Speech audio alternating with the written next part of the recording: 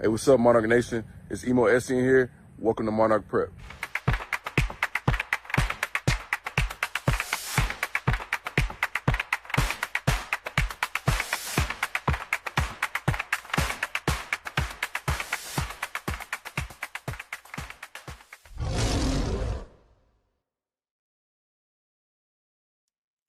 What's up, Monarch Nation?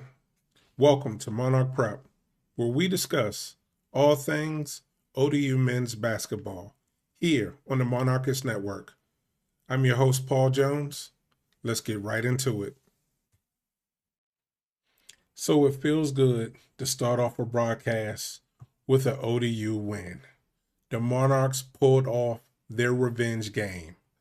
I would scream, but my throat is currently on fire.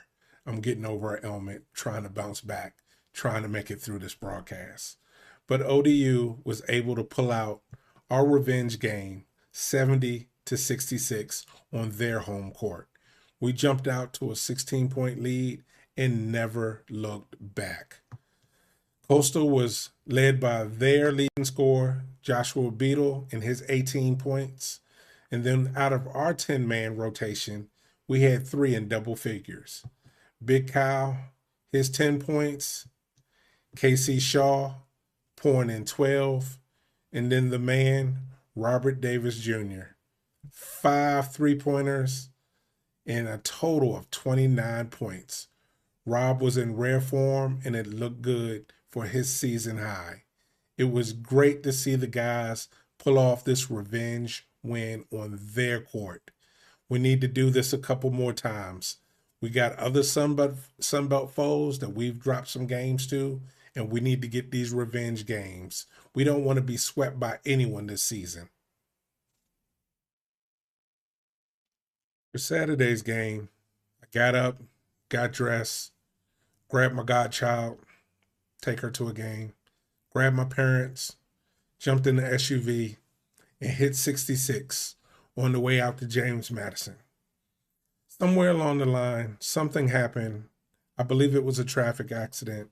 Whatever it was, it had us in standstill traffic for 2 hours. We never made it to the game. We had no cell service. I couldn't even check in to see what was going on. Once they opened back up traffic and I saw that we wouldn't make it to the game until the middle of the second half, we decided to turn around and head home.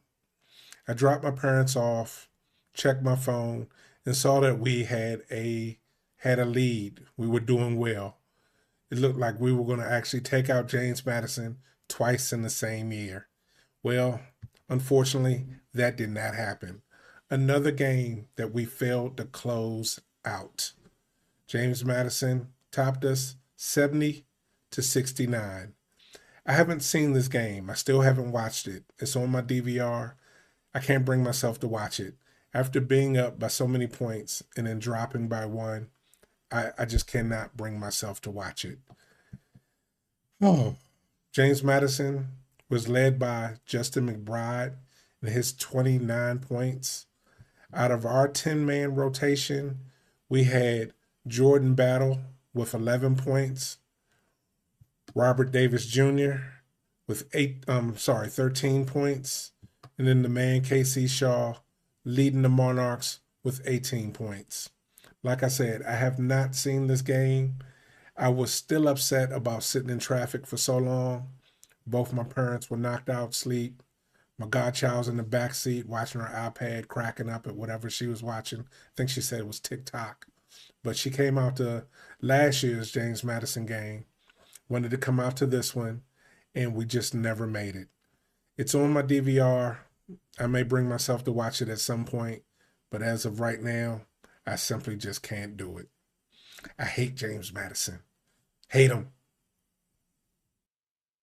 So let's check in on the top 3 of the Sun Belt to see how much ground we have to make up. In third place, we have Georgia Southern, who have finally dropped a game. They're overall 12-6, but 4-1 in the Sun Belt. That's all we care about. 12-5 is Arkansas State, 4-1 in the Sun Belt.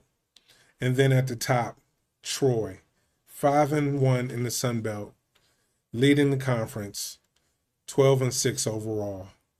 We have some ground to make up. Like I said, let's take this snowball, roll it downhill. Let's gain some momentum. Let's show the rest of the Sun Belt exactly who we are. Next up, we have Appalachian State, where we dropped a game to them earlier this season, 81-73, on our home court. This is another revenge game as we travel to their home court. Let's pay them back. Let's get this win. Their leading scorer, Casey Jennings, just averaging over 14 points per game. ESPN has us dropping this one, but like I said, another revenge game. We need to snowball some wins. Let's get this snowball rolling downhill, and let's show the Sun Belt what we're made of. And then the guys return home, back to Chartway Arena after that 4-game road trip. The University of Troy is up next, 7 p.m., Wednesday the 21st. And their leading scorer, Victor Valdez, currently averaging just under 16 points per game. ESPN only gives us just under a 36% chance of winning this game. I'm looking forward to the energy from the crowd. I'm looking forward to screaming for the guys to pull out this win. Thank you, Monarch Nation, for joining me for another week of Monarch Prep. If you're new here, drop a comment below. I'll be sure to respond. If you're coming out to the game Wednesday, make sure you stop me and say hello. I would love to meet you. Let's cheer the guys on. Until next week, Lord willing, go Monarchs.